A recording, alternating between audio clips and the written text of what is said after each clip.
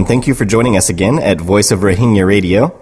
We are a registered nonprofit coming to you from the state of Oregon in the United States of America. I would like to take a moment to offer a warm thanks to all of our listeners last week as we gradually broaden our audience. If you would like to stay up to date with our program, you can find all of our broadcasts online at youtube.com/VOR radio, or you can join our page on Facebook to find information on past and future programs. Just search Voice of Rohingya Radio. It is April 20th, 2014, and I am your host, Zach Taylor.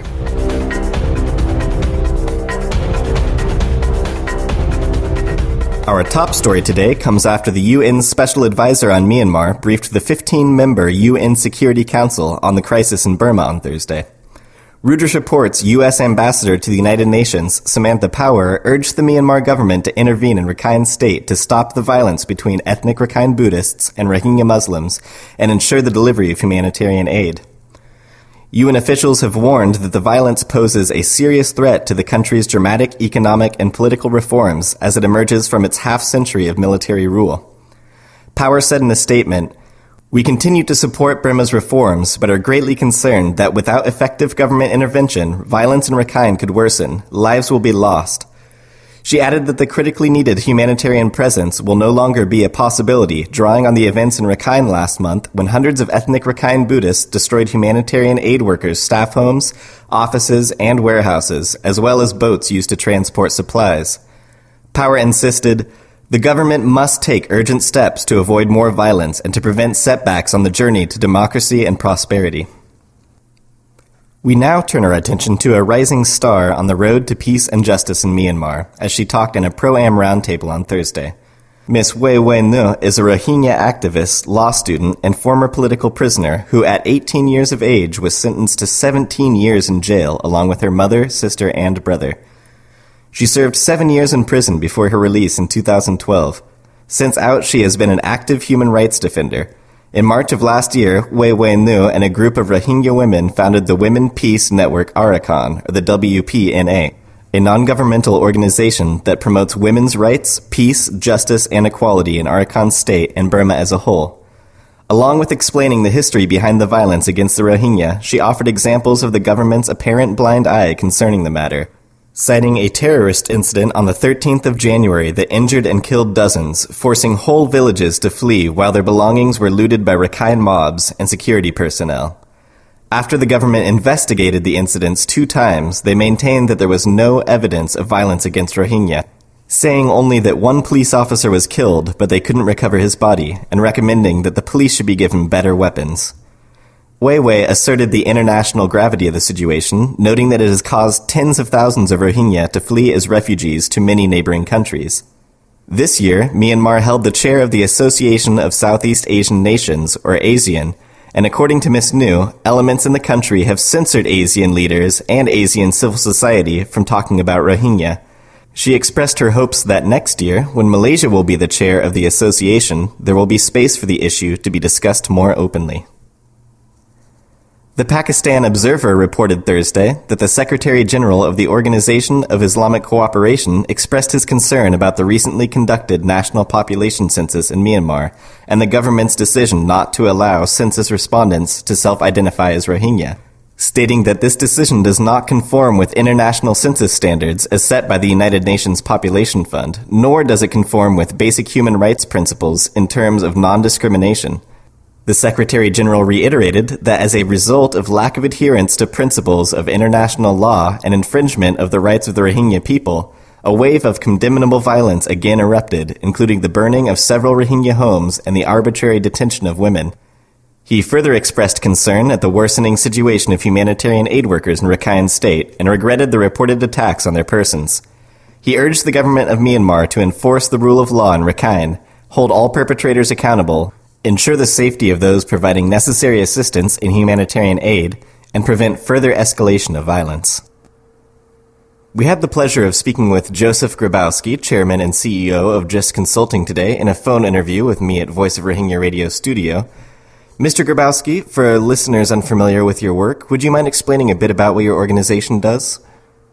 Just Consulting is a social justice-based consulting firm. We work on the premise that human rights are not just passive issues, but active issues.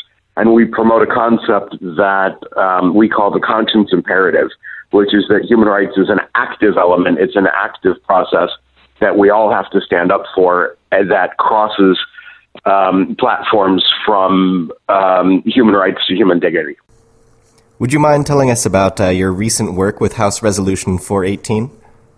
Back in June of last year, we began the conversation with members of U.S. House about the Rohingya situation. And at the time, it was then Secretary General of the Organization of Islamic Cooperation, Ekmaluddin Ihsanoglu, who in a meeting with Congressman Jim McGovern, the co-chair of the Tom Lantos Human Rights Commission, that we raised the idea, and the congressman took to the idea.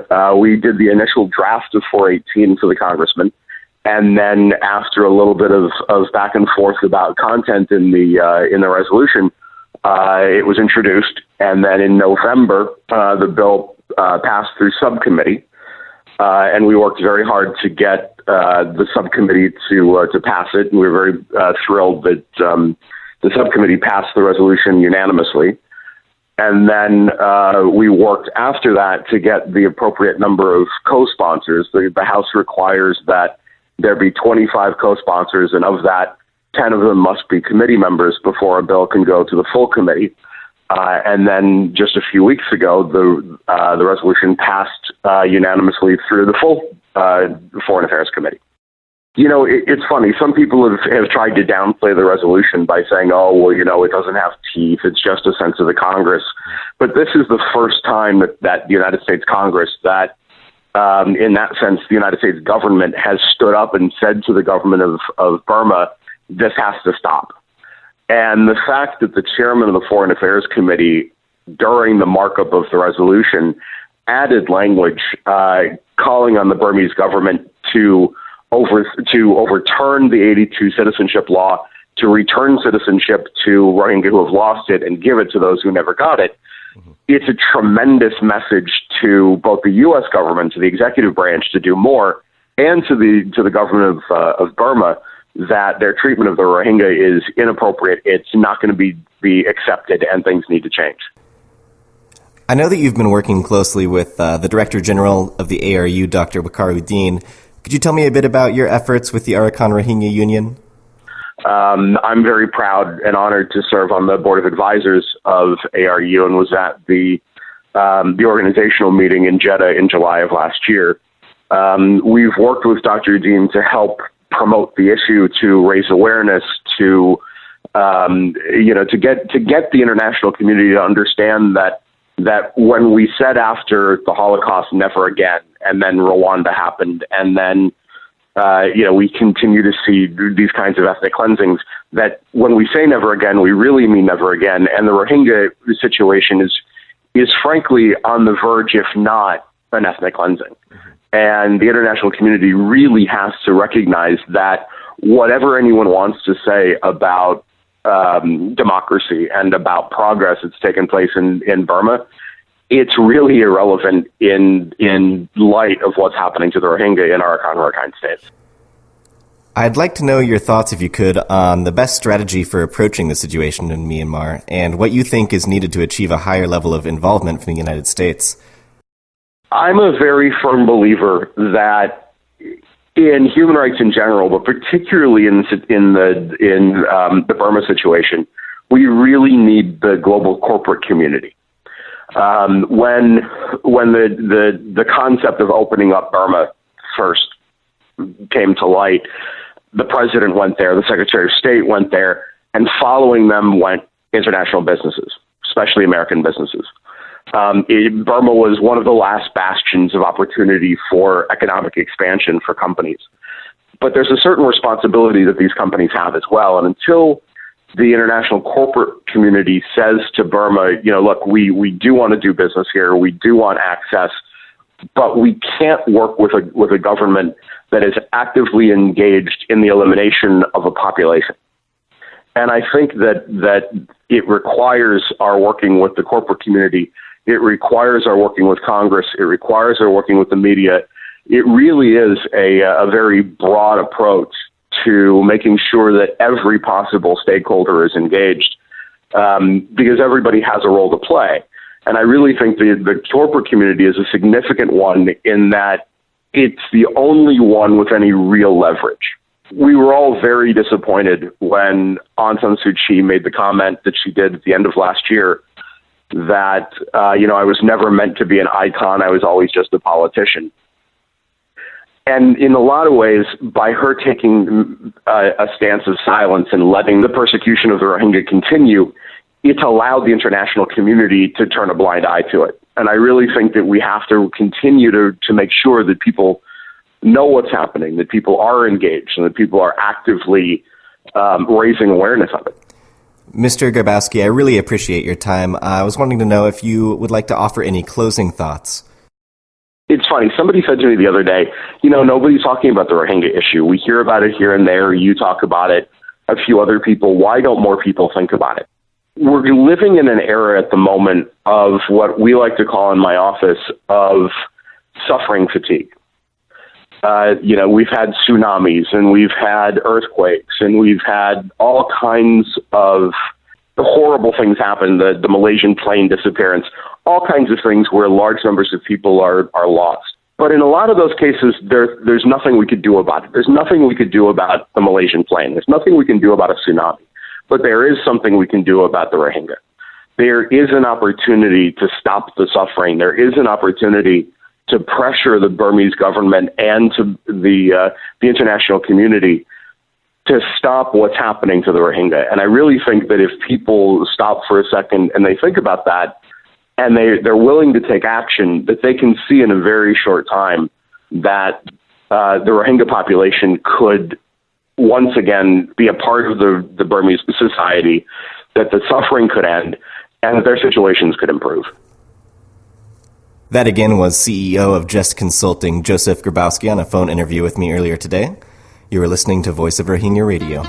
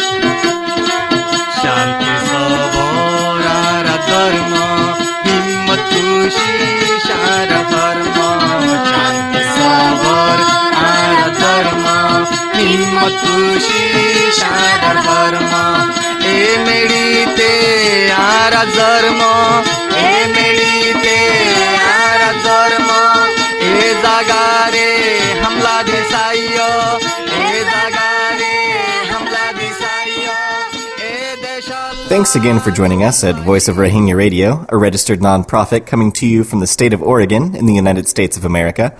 Just a reminder, you can find all of our broadcasts online at youtube.com/VOR Radio, or you can join our page on Facebook by searching Voice of Rohingya Radio.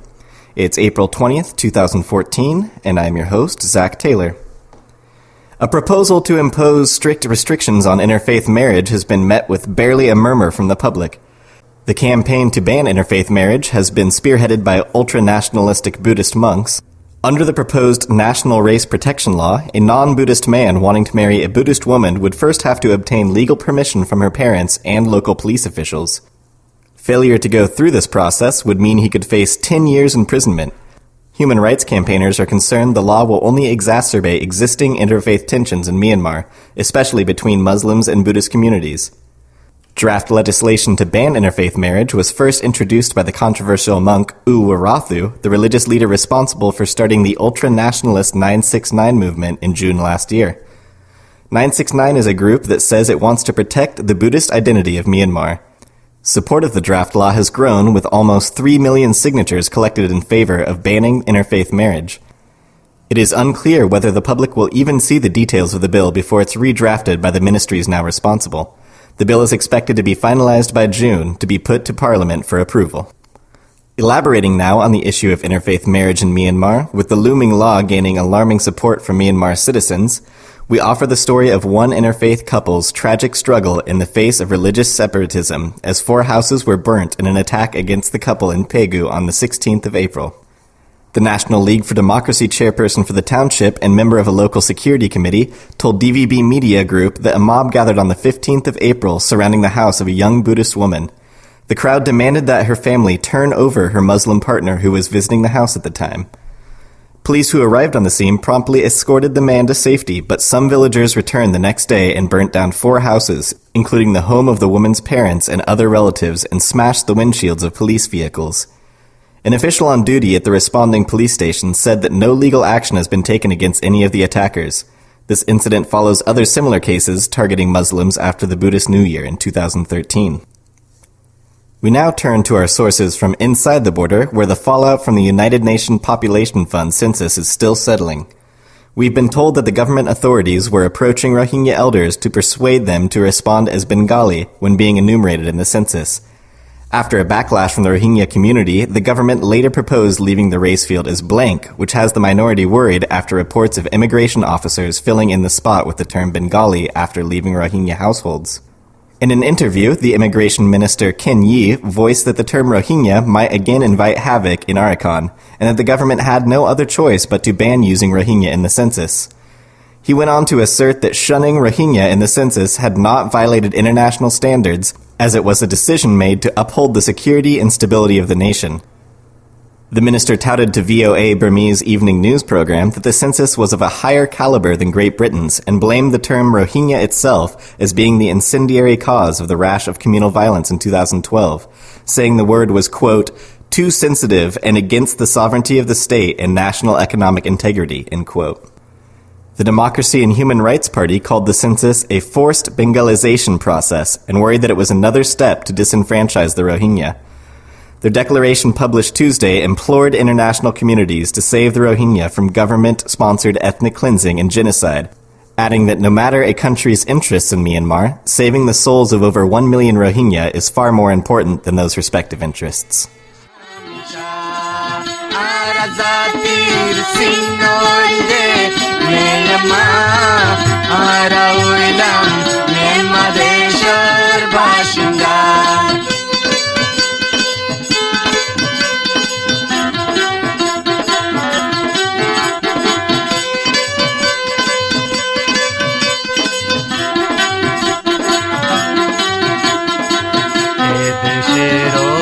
শান্তি তোর কি এ দুনিয়ার খুশি হাসি এ দেশের শান্তি তোর কি এ দুনিয়ার খুশি হাসি আইনু মারা জান পরান্দি আইনু মারা জান পরান্দি নরাই তোমারা কিশু বাকি নরাই তোমারা কিশু বাকি গোজু মারা I'd like to thank you again for tuning in today to Voice of Rohingya Radio. As always, you can find our broadcasts at youtube.com/VORradio, and you can join our Facebook page for more information on past and future programs. I'd like to close today with a thought from the great fistless fighter for peace, Mahatma Gandhi, who said, "The greatness of a nation can be judged by the way its animals are treated." What would he say of a nation that allows its people to be treated like animals? Despite what religion we are, despite where our ancestors are from, despite our gender, and despite our race, all our tears still fall clear, and all of our blood still spills red. Even the dogs of Myanmar are free to find food, water, and safety. Many of the Rohingya, however, are not. For Voice of Rohingya Radio, this is Zach Taylor, signing out.